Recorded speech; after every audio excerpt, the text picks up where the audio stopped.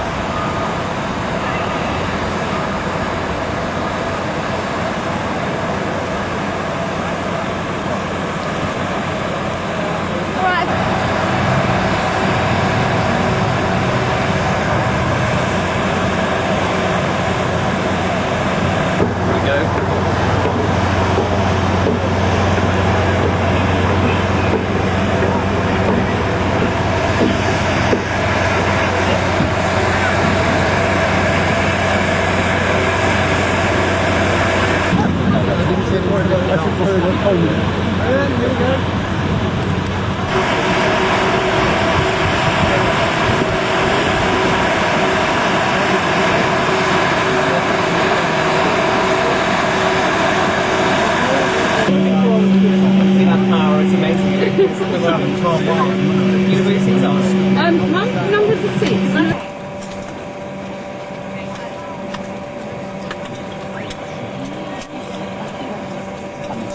No, you've got to be careful on the inner one. That other side.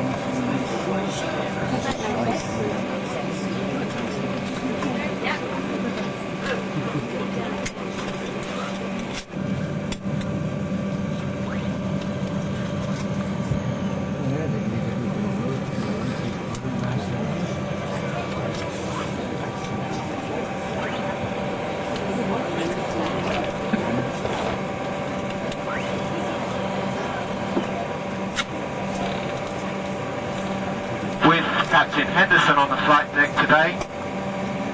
We have First Officer Peter Sinclair. Senior First Officer Peter Sinclair is going to actually be flying the aeroplane this afternoon.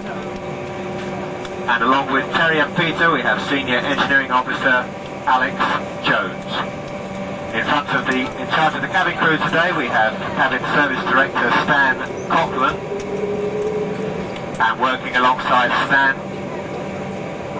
in the front cabin we have Karen and Sue, and in charge of the rear cabin, Purser Trish Anthony, and working alongside Trish are Lucy and Caroline.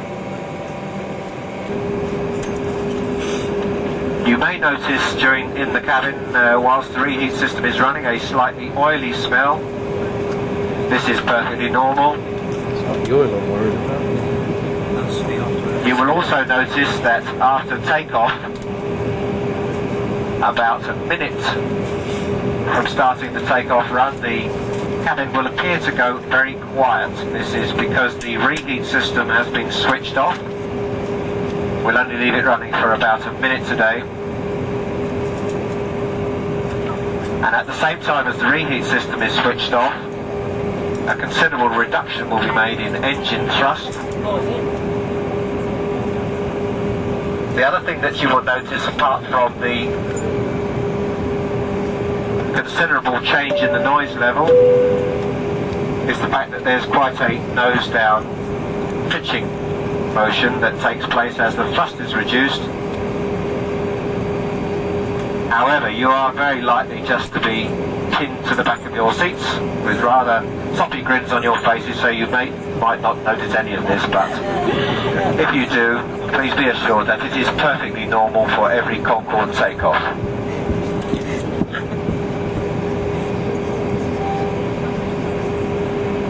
The height that we're going to be flying at today, down to Southampton, then on up to London, will be at the discretion of air traffic control. Although I would imagine it would be somewhere between 15 and 18,000 feet.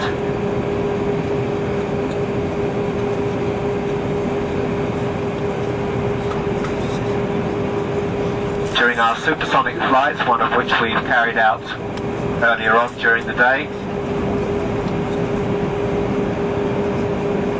we reached a final cruising speed of some 1,350 miles an hour at twice the speed of sound, and we got up to 55,000 feet. It's obviously not going to be possible on this shorter flight this afternoon.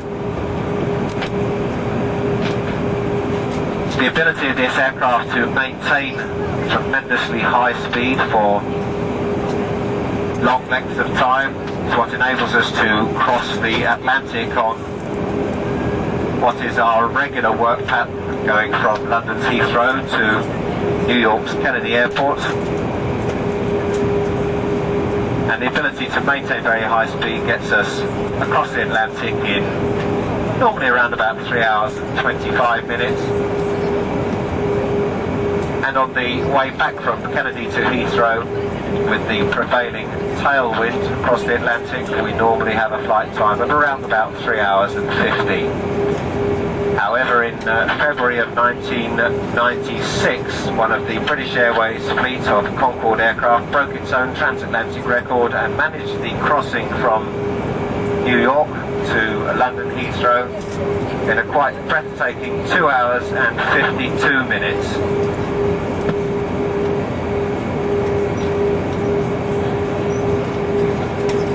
Meant that you use a flash unit, but to expedite the flow of you through the flight deck, to keep a constant flow of you going through the flight deck, please make sure that all your cameras are set up and ready to go. Will the cabin crew set the doors to automatic, please?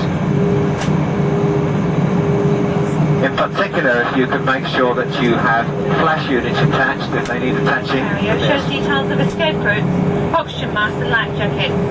It also shows the bracing position which you must adopt in an emergency landing. Emergency exits are on both sides of the aircraft. They're clearly marked and are being pointed out to you now. There are 2 at the rear of the aircraft and 2 at the front of each cabin section. Please take a moment now to locate the nearest exit to you, keeping in mind that the nearest usable exit may be behind you. Additional lighting will be provided in the aisle at floor level to help you find your way to these exits should the need arise. In the unlikely event of having to use an escape slide, please leave all hand baggage behind and ladies remove high-heeled shoes as they may turn the slide. Please now ensure that your tape is folded away, your seat back is upright with the armrest up and your seatbelt fastened. The seatbelt is fastened and adjusted like this, and is unfastened like this. Whenever the fasten seatbelt signs are on, you must return to your seat and fasten your seatbelt securely.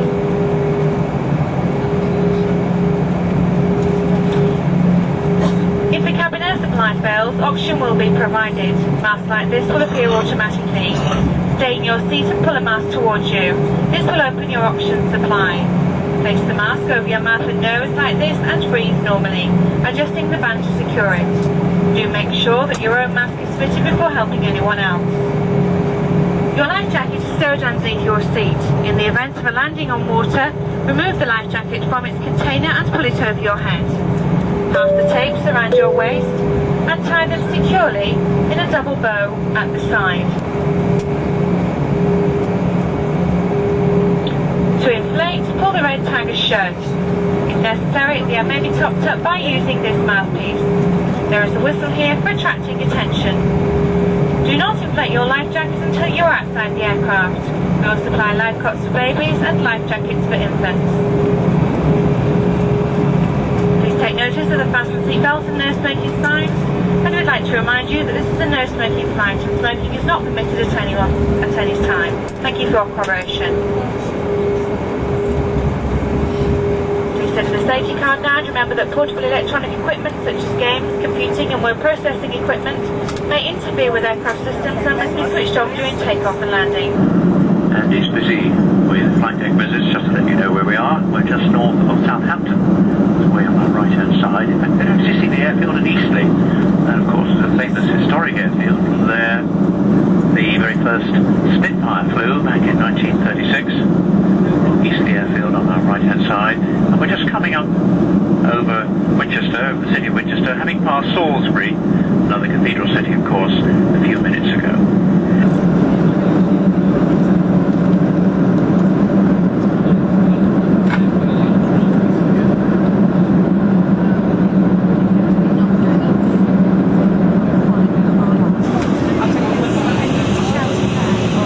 Carrying through 15 minutes for landing.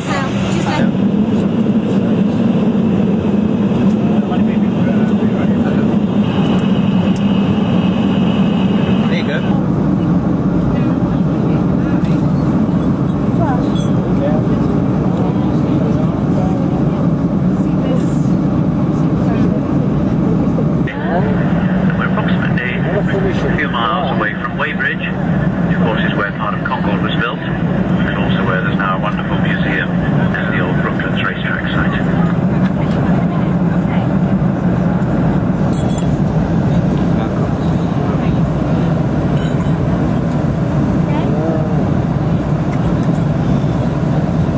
Not sure whether any of these are going to come in. We're on 20.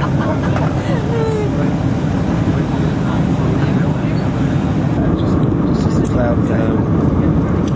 It should clear.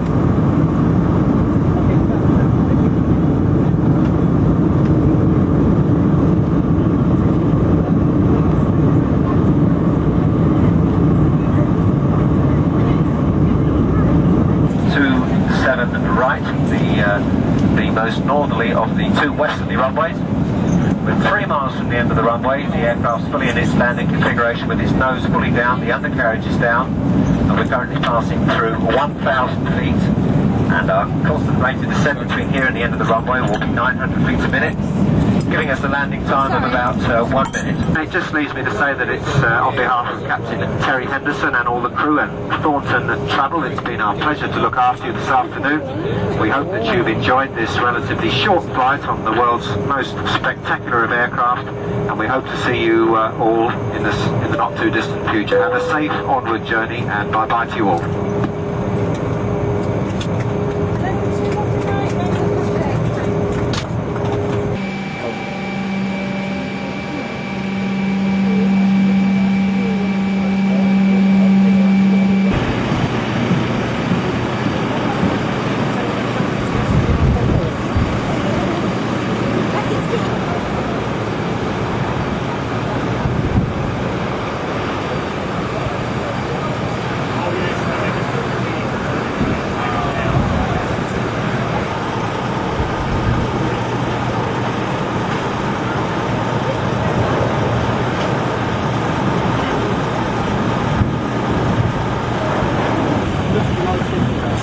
They're still